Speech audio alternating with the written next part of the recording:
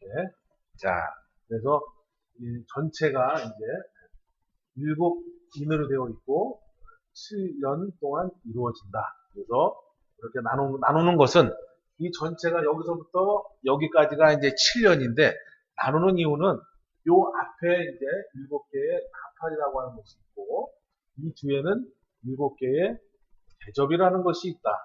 근데 7개의 나팔은 1260일 동안 이루어지고 7개의 대접은 42달 동안 이루어진다.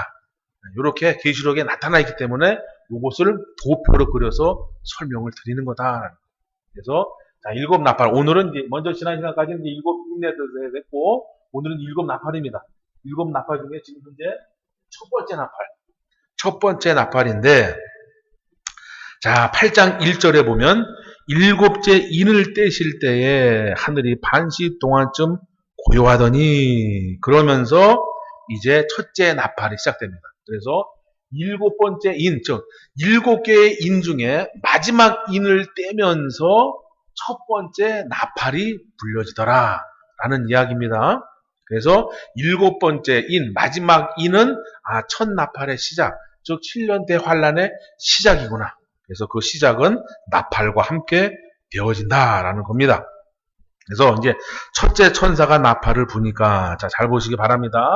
뭘 잘 보냐면 하도 이제 사람들이 계시록을 할 때 우리가 상상할 수 없는 사건들이 이 세상에 실현이 되다 보니까 자꾸 마귀가 하는 거다라고 그래요. 마귀가 하는 거다. 이 마귀들을 몰아내야 된다. 마귀랑 싸워서 이겨야 된다라고 하는데 잘 보시면 첫 번째 누구라고 그럽니까? 그죠? 계시록에는 아주 자세하게 설명되어 있어요. 첫 번째 천사라고 그럽니다. 천사.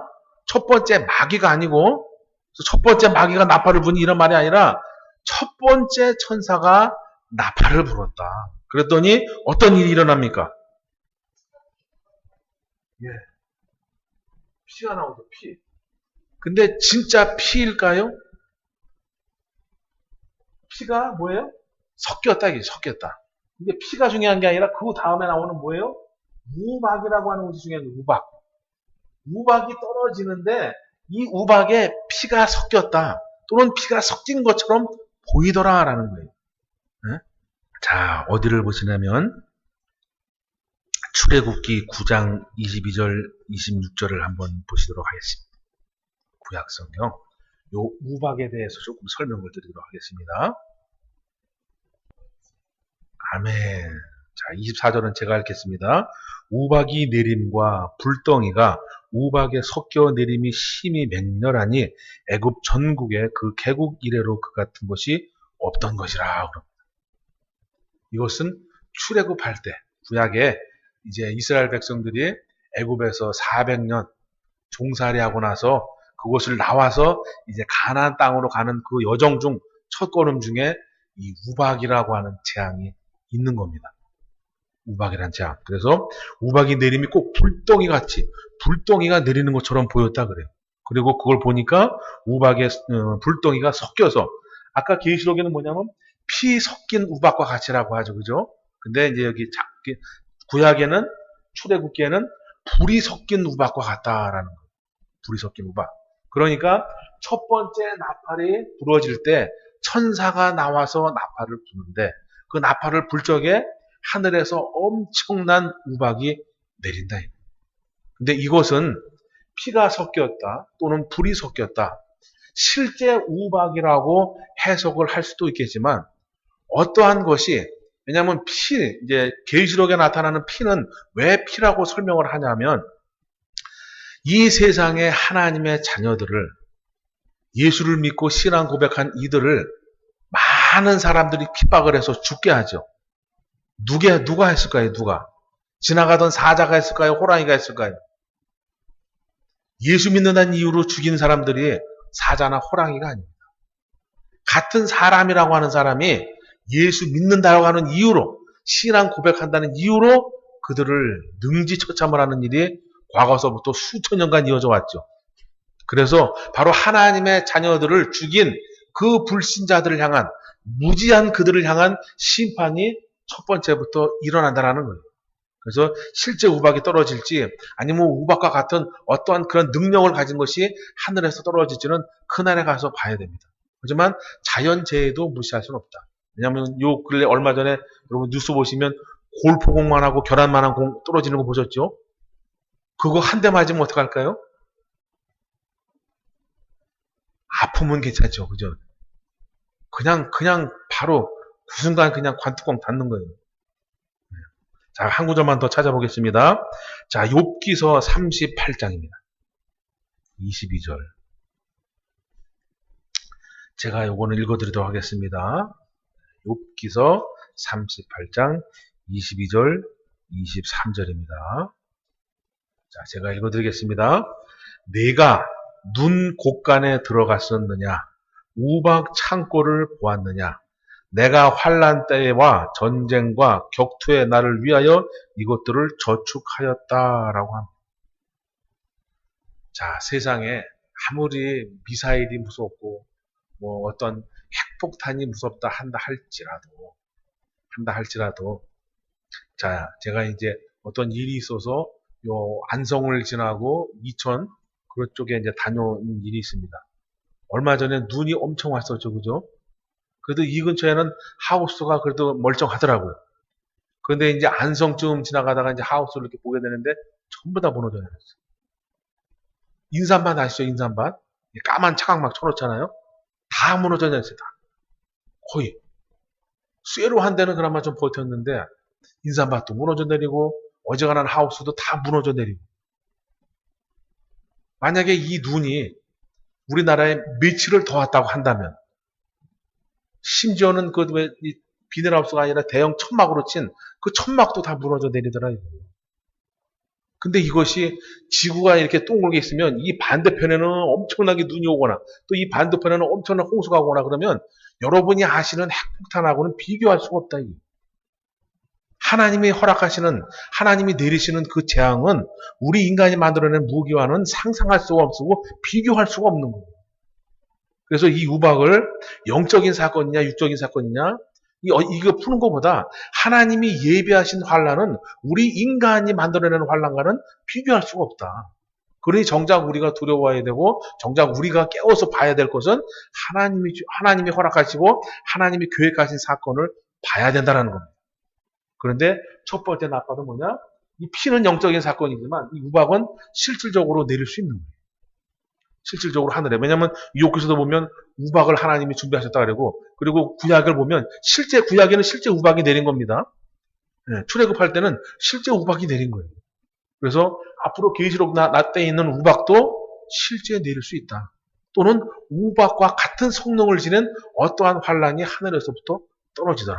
그러면 얼마만큼 떨어지느냐? 이 도대체 이 우박이 얼마만큼 떨어지느냐? 땅 3분의 1을 타서 삽니다. 여러분, 자, 다시 한번 지구를 그리겠습니다. 지구 이렇게. 오늘 동그라미 잘 그려지네. 자, 이렇게 이제 세 개로 이제 나눠보겠습니다. 이렇게. 요렇지는 않지만 이렇게 나눈 겁니다. 이 우박이 얼마나 크냐면, 이 지구의 3분의 1 여기를 다 불태워버린다는 얘기예요. 핵폭탄이 한 개가 떨어진다고 이거 타지 않습니다. 이 우박이 얼마나 이 위력이 엄청 어마어마하냐면, 지구의 3분의 1이 심지어는 우박이면 얼음이지 않습니까? 물이잖아요. 물의 고체. 그런데 얘가 떨어져서 불이 난다는 얘기예요. 근데 이거는 여러분 익히 잘 아시죠? 지구 밖에서 지구로 들어올 때 진짜 우주선이 됐던 우리가 아는 유성, 해성이 됐던 우리한테는 불덩이로 보이는 거예요. 근데 떨어지고 나면 돌덩이지만 그것이 내려올 때는 불이 쫙 내려오죠. 이 우박도 똑같아요. 얼음 덩어리지만 얼마나 큰지 내려오면서 불이 되는 거예요. 근데 다 녹지 않고도 그것이 떨어지더라고요, 지구에. 그래서 그것이 그냥 열을 발생해가지고 막 불이 나기 시작하는데 3분의 1이 그렇다, 3분의 1이. 여러분들은 여기가 철갑옷을 입으셨나 봐요. 그런갑지.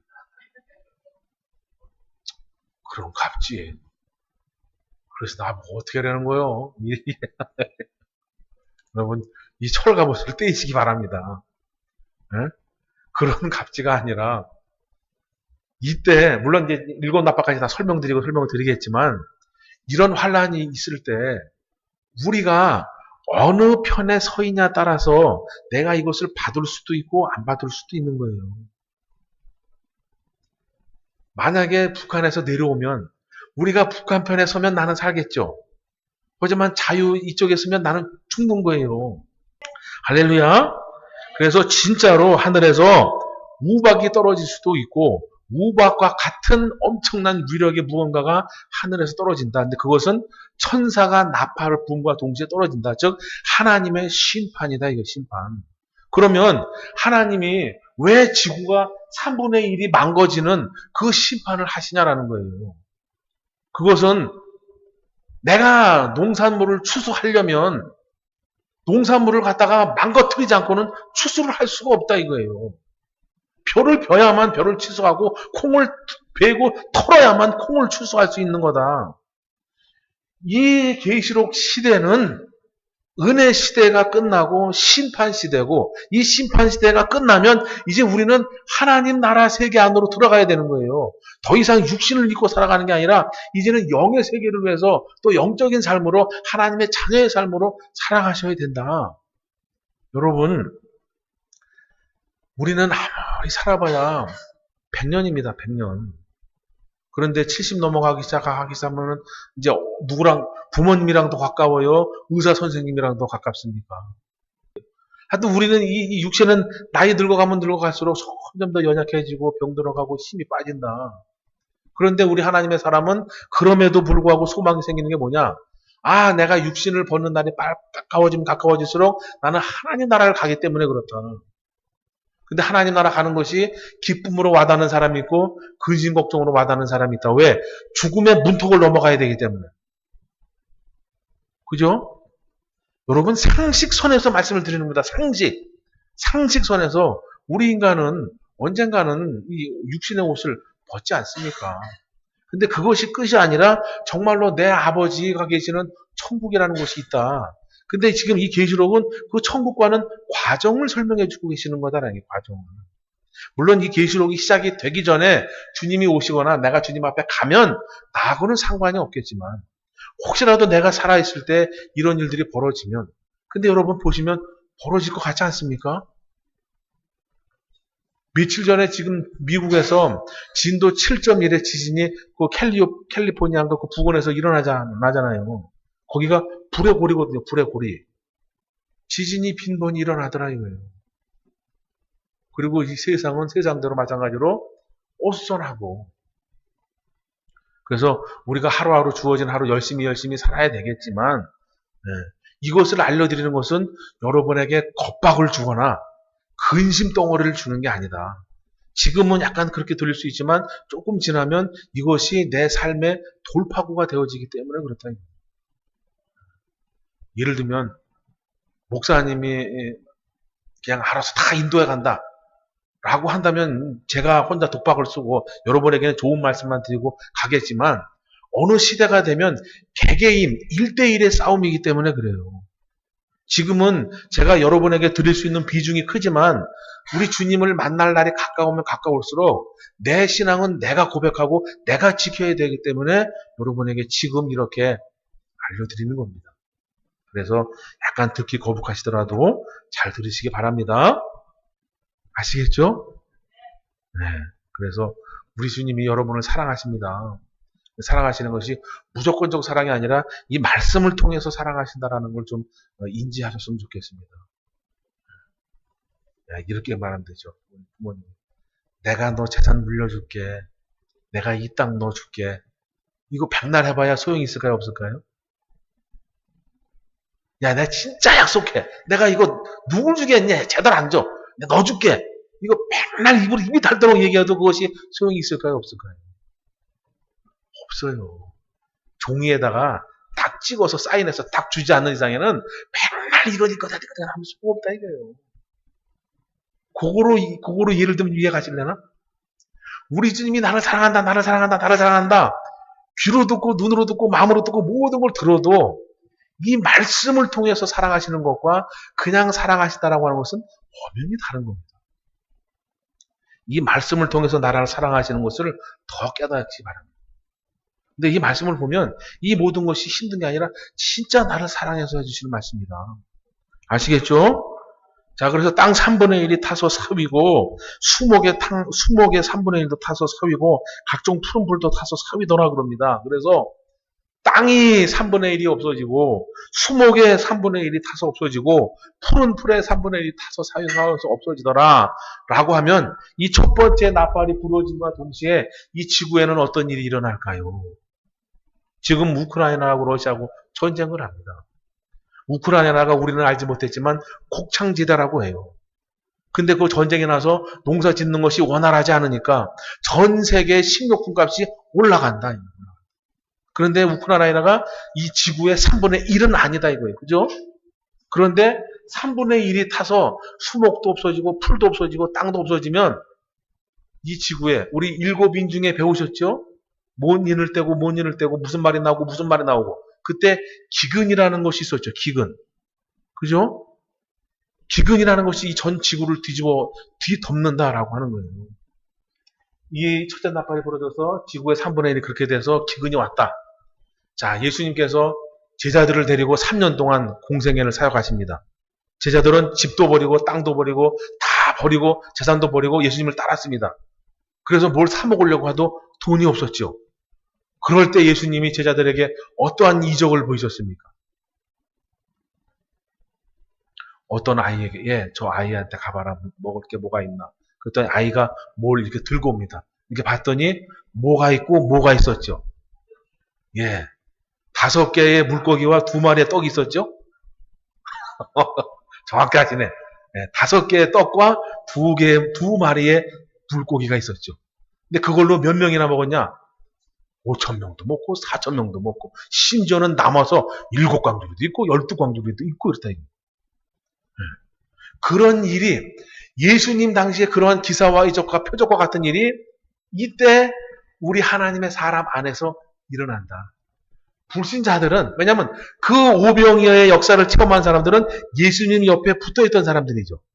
그래서 그걸 보기도 하고 그걸 먹기도 했습니다. 마찬가지로 이때도 예수님 편에 선 자들은 이렇게 지구에 대기근이 일어나도 우리 하나님이 먹이시고 입히신다. 그래서 한편만 보면은 이때 가서 엄청난 환란인 것 같지만 분명히 우리는 주님 편에 서면 주님이 피할 길을 다 주십니다. 그래서 제가 여러분에게 드린 것은 복도 알려주고 절주도 알려주고 고난도 알려주고 피할 길도 알려주는 거다. 할렐루야. 그래서 그날에 엄청난 일이 있지만은 그래도 우리에게는 하나님의 편에 서면 피할 길을 주신다는 거 명심하시기 바랍니다. 그래서 주님밖에 우리 아버지밖에 의지할 분이 없구나. 사람은 의지할 게 아니구나. 사람은 무슨 대상입니까? 하나님은 무슨 대상이고 사람은 무슨 대상일까요? 하나님은 의지할 대상이고 사람은 용서하고 사랑할 대상이다. 그냥 용서하시고 사랑하시면 된다. 할렐루야. 용서와 사랑이 있을 때 진짜 행복해집니다. 이 안에 뭐가 이렇게 이렇게 여기 있으면 살아도 사는 게 같지 않고 행복하지 않아요. 그죠? 실질적으로 마음의 상처가 자살이라고 하는 것까지 이르기 때문에 더 큽니다. 근데 그 마음의 상처는 용서와 사랑이 있으면 얼마든지 이겨낼 수 있다. 할렐루야. 그래서 저도 잘 안 되지만 용서와 사랑이 넘치는 우리 방주교의 모든 구성원이 되기를 축원합니다.